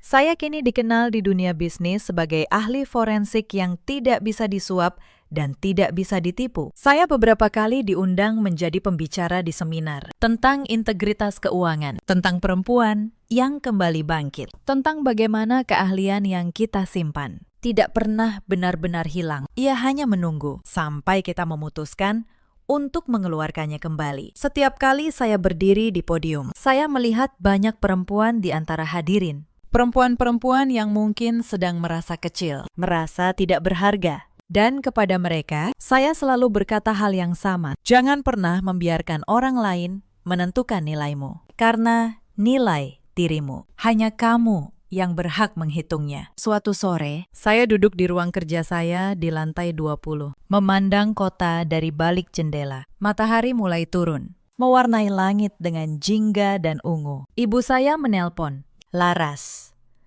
Ibu mau tanya, kamu menyesal tidak dengan semua yang sudah terjadi? Saya tersenyum, menatap kota di bawah sana. Tidak sedetik pun. Bu, jawab saya.